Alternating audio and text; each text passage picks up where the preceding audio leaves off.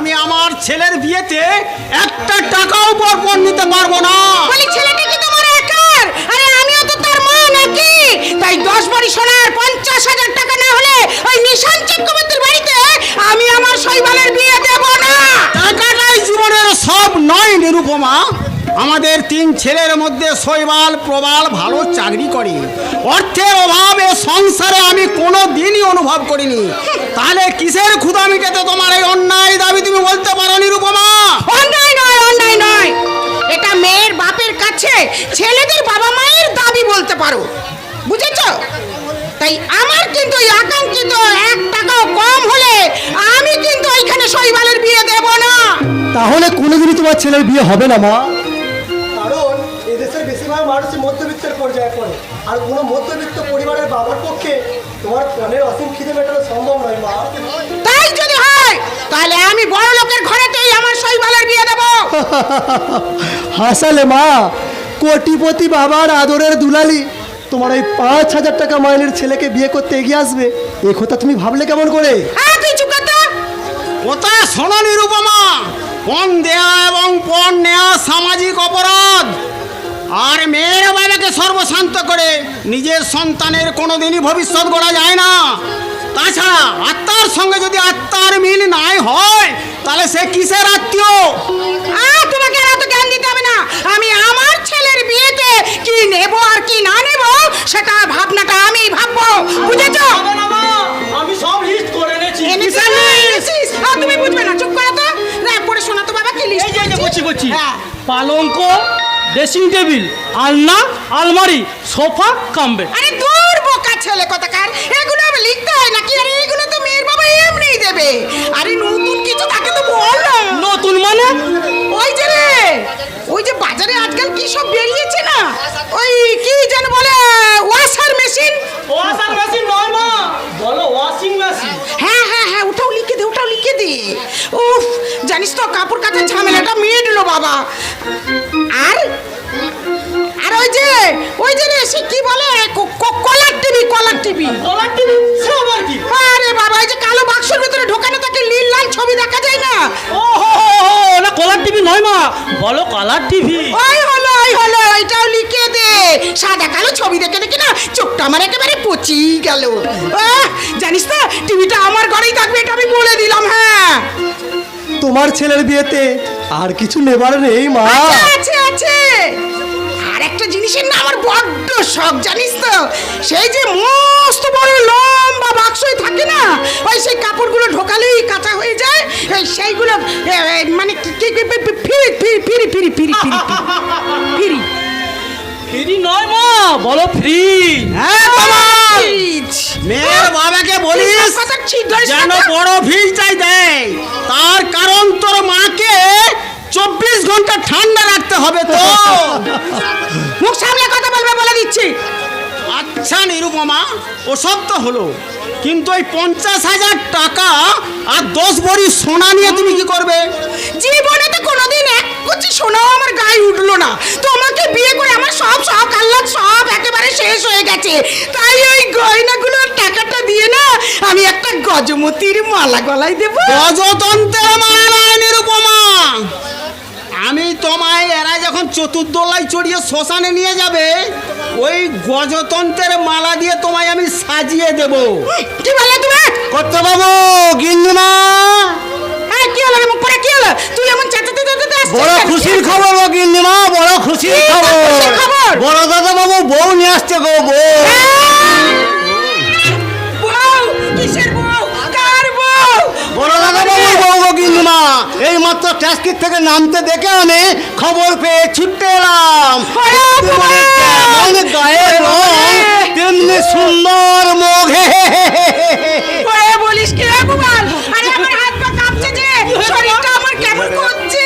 ওরে তোরা উলু দে, শঙ্কর ধ্বনি কর, আজ আমার কুললক্ষ্মী আসছে। কুললক্ষ্মী আসছে? আসাচ্ছি কুললক্ষ্মী, ঝেঁটিয়ে বিদায় করে দেবো। কোথাকার কে চেনা নেই জানা নেই, অমনি হুট করে বিয়ে করলেই হলো। এই কে আছিস? দরজাটা বন্ধ করে দে। বন্ধ নয় মা, তুমি নিজে গিয়ে বৌদিকে বরণ করে নিয়ে এসো। না, মা যাবে না, মায়ের কোনো সম্মান নেই।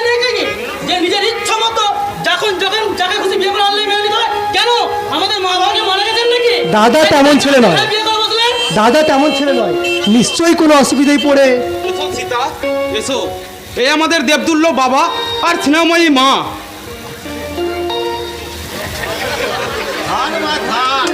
চির সুখী হও। মা, মা, থাক থাক থাক প্রণাম করতে হবে না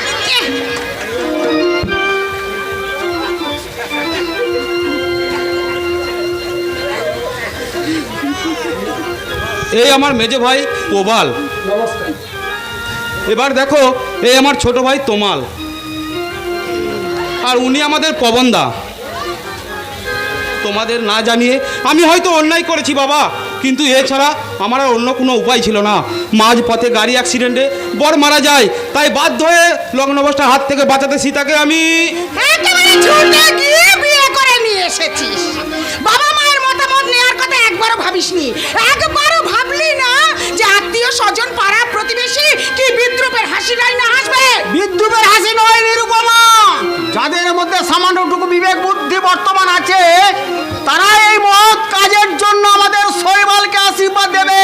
বাবা তুমি এ কথা বলছো?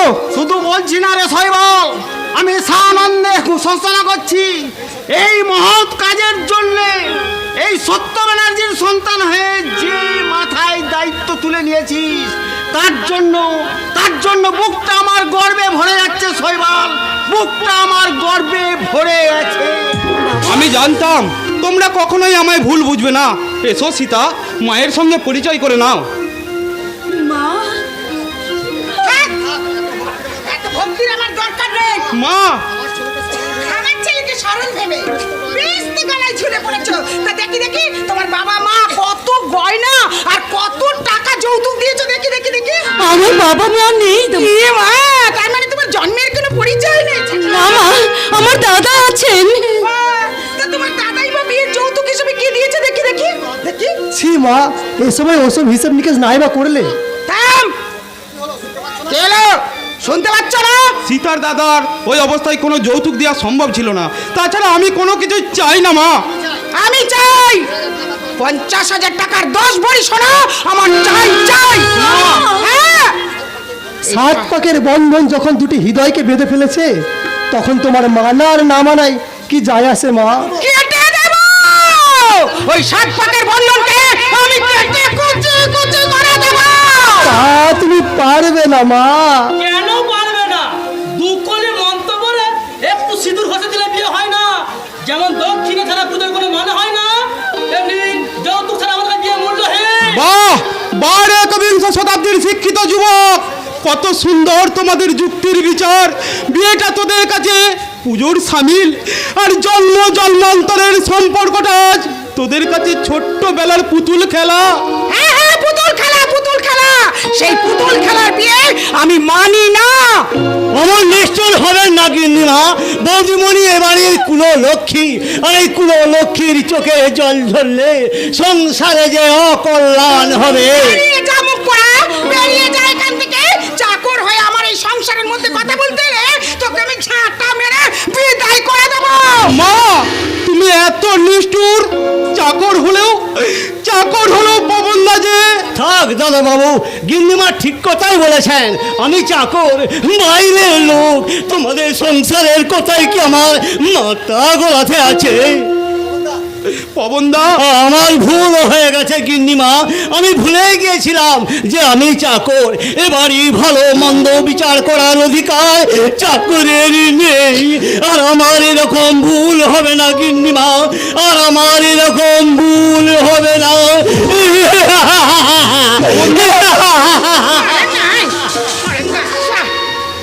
এই মেয়েটা, বেরো, বেরো বলছি, এই মুহূর্তে বেরো। না মা, বেরো বলছি। না, বৌদি এখান থেকে কোথাও যাবে না। যাবে না বললে হলো? মায়ের আদেশ, এখন ওকে বাড়ি ছেড়ে চলে যেতে হবে। কেন? কি ওর অপরাধ?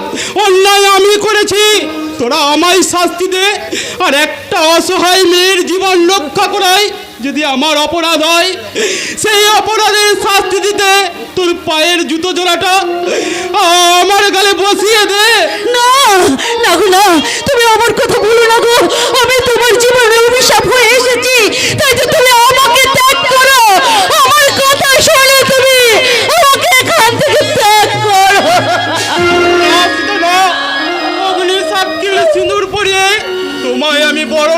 গেছি, তাই ও কথা শোনাও যে আমার মহাপাপ। মা গো, একটিবার শুধু বলো তুমি আমাদের ক্ষমা করেছো। দেখো মা, দেখো সীতার চোখের জলে কেমন প্লাবন বয়ে যাচ্ছে, কান্নার আবেগে ভরে গেছে আমার হৃদয়। এরপরেও কি একটু করুণা হবে না মা?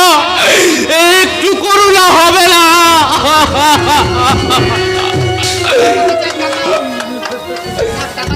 আমার টাকা চাই, টাকা টাকা টাকা। 50,000 টাকার 10 ভরি সোনা আমার চাই। মা, হ্যাঁ, পাষাণের বুকে চোখের জল ফেলে কি লাভ দাদা? যে মায়ের কাছে সন্তানের অর্থের মূল্য অনেক বেশি, সেই মায়ের মায়া ত্যাগ করে তোমরা নতুন আশ্রয়ের সন্ধান করো। তোমাদের পাশে আর কেউ না থাকুক, আমি আছি দাদা, আমি আছি। না না না, আমার এই শ্বশুরের ভিটে আমার কাছে দেবালয়, সেই দেবালয় ছেড়ে আমি কোথাও যাব না, কোথাও না, কোথাও এ না। দেবালয় দানবের স্পর্শে কলঙ্কিত, সেই দেবালয় থেকে কি লাভ বৌদি? এসো সীতা। মাগো, তোমার সুখের জন্য তোমার এই হতভাগ্য ছেলে শৈবালা যোজনার পথে পাড়ি দিতে চলেছে। তোমার মনের আয়না থেকে এই শৈবালের ছবিটা তুমি চিরদিনের মতো মুছে ফেলো মা, মুছে ফেলো। এসো সীতা। আমিও যাব তোমাদের সঙ্গে। তুই আবার আমাকে ছেড়ে কোথায় যাবি বাবা? তোমায় ছেড়ে কোথায় যাব তুমি বলো না? এমন স্নেহ কোথায় পাবো তুমি বলো মা? যেথায় থাকি আমি যতই দূরে, চিরদিন থাকবো তোমার চরণ ধরে মা, ও মা, মা আমার মা। স্নেহের ছায়ায় ভালোবাসা বেঁধে রাখে যে, এত জ্বালা সেও বুকে জড়িয়ে রাখে যে, তারই আঁচলে মুখ লুকিয়ে রেখে জীবন আমার কাটিয়ে দেব তোমায় দেখে মা, ও মা, মা আমার মা।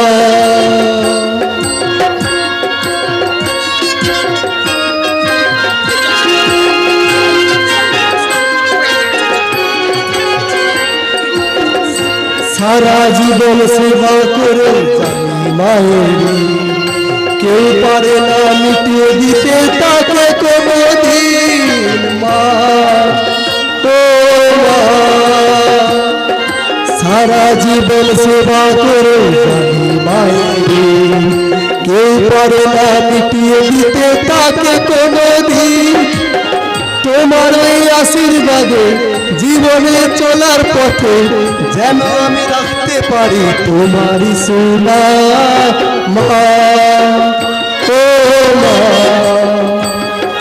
মা আমার মা, মা, মা, মা আমার মা। ঠিক আছে বাবা, ঠিক আছে, তোর কথাই আমি মেনে নিলাম। দাঁড়া দাঁড়া শৈবাল, দাঁড়া, তোদের আমি আশ্রয় দেব। এ কি বলছো মা তুমি? আশ্রয় দেবে? তুমি আমাদের আশ্রয় দেবে মা? হ্যাঁ দেব, তবে একটা শর্তে। তোমার যে কোনো শর্ত আমরা মেনে নেব মা। বলো কি তোমার শর্ত? তার আগে আমার পা ছুঁয়ে প্রতিজ্ঞা কর, আমার শর্ত কখনো কোনোদিন তোরা অস্বীকার করবি না। আমরা কোনো শর্ত কখনো অস্বীকার করব না। তবু আমার শেষ কথা শুনে রাখ, যেদিন আমার শর্ত তোরা অস্বীকার করবি সেই দিন কিন্তু তোরা আমার মরা মুখ দেখবি। তোমার পা ছুঁয়ে কখনো কোনো অবস্থায় ভঙ্গ করব না। বলো মা, কি তোমার শর্ত? শোন, আমার শর্ত হলো যেদিন বৌমার দাদা আমার আকাঙ্ক্ষিত 50,000 টাকার 10 ভরি সোনা দিতে পারবে, সেই দিন থেকেই তোদের স্বামী স্ত্রীর দাম্পত্য জীবন শুরু হবে। না না না, এমন নিষ্ঠুর শর্তের যারা বন্দি করে দুটো সুন্দর জীবনকে তুমি নষ্ট করে দিও না।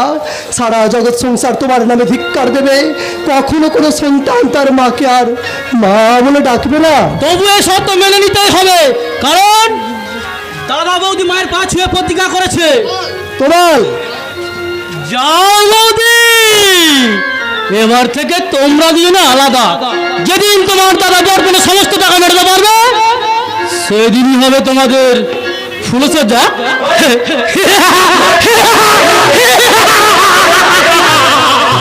রাস্কেল, দোহাই দাদা, ওই অভিশপ্ত শর্তের জালে বাধা হয়ে তোমাদের সুন্দর জীবনকে তোমরা নষ্ট করে দিও না। ওই প্রতিজ্ঞা ভঙ্গ করে ওরে তুই চুপ কর, তুই চুপ কর। আমার সত্য, আমার ধর্ম রক্ষা করতে মায়ের দেওয়া ওই নিষ্ঠুর শর্ত আমি মাথায় তুলে নিলাম। বলো মা, আর কত ভীষণ শাস্তি তুমি আমাদের দেবে? আজ থেকে তুই তোর অফিসের বাসাতেই থাকবি। সপ্তাহে একদিন মাত্র 10 মিনিটের জন্য ওই বৌমার সঙ্গে দেখা করতে আসবি। এটাই আমার শর্তের শেষ কথা, মনে থাকে জানো। বেশ, তবে তাই হোক মা, তোমার ইচ্ছাই পূর্ণ হোক। ওগো না না না, তুমি আমাকে একা ফেলে এভাবে চলে যেও না। তুমি আমার কথা শোনো, আমি তোমায় ক্ষমা করো সীতা, এই অভিশপ্ত শর্তের বন্ধনে বাধা রেখে তোমায় ছেড়ে আমি পালিয়ে যাচ্ছি। ঈশ্বর বলে যদি কেউ থাকে, মিলন আমাদের হবেই সীতা, মিলন আমাদের হবেই। বিদায়। না, যেও না, আমাকে একা ফেলে তুমি এভাবে চলে যেও না। আমার কথা শোনো, আমাকে এভাবে একা ফেলে চলে যেও না। ভেঙে গেল ঘর, হলাম যা যাব। ভেঙে গেল ঘর, হলাম যা যাব। কত আশা ছিল এ জীবনে, হায় কি পেলাম আজ প্রতিদানে। সুখ যদি এসেছিলে কেন চলে গেলে, কোন জন্মের তুমি প্রতিশোধ নিলে। সুখ যদি এসেছিলে কেন চলে গেলে, কোন জন্মের তুমি প্রতিশোধ নিলে। দাদা দাদা,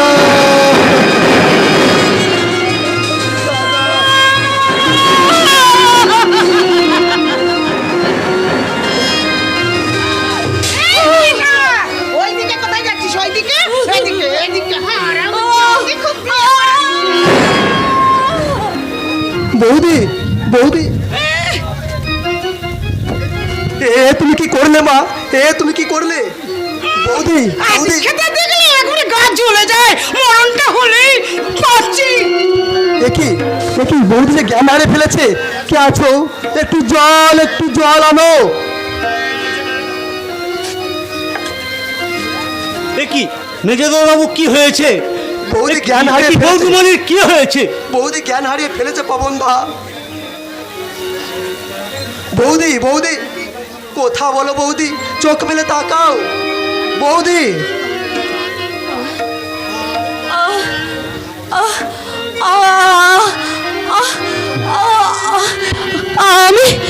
আমি কোথায়? এই তো তুমি পানির মধ্যে আছো। আমার কি হয়েছে? আমি আমি কিছু দেখতে পাচ্ছি না কেন? কে কে কে কে তোমরা? তোমরা কে? আমি কে? বলো, চুপ করে থাকো না। কে তোমরা? কে? চারিদিকে এত অন্ধকার কেন? এত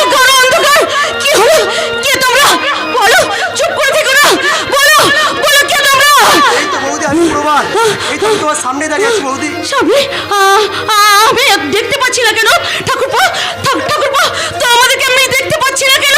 বলো, আমি দেখতে পাচ্ছি না কেন? চারিদিকে চারিদিকে এত ঘন অন্ধকার, আমি দেখতে পাচ্ছি না, আমি দেখতে পাচ্ছি না। কেন দেখতে পাচ্ছি না? আমার চোখে এরকম অন্ধকার লাগছে কেন? আমি কাউকে দেখতে পাচ্ছি না, চারিদিকে অন্ধকার, আমি আলো দেখতে পাচ্ছি না। ঠাকুরপো, তোমাকে দেখতে পাচ্ছি না। তুমি কি আমি অন্ধ হয়ে গেছি? অন্ধ! হয়েছে নিভে গেছে আলো বাতি, তোমার ভুবন হয়েছে নিভে গেছে আলো বাতি, নিত্যি শেষ বিচারে, নিত্যি শেষ বিচারে কান্না হলো সাথী, তোমার ভুবন হয়েছে আধার, নিভে গেছে আলো বাতি, আলো শুধু আধার, শুধু আধার, আলো শুধু আধার, শুধু আধার।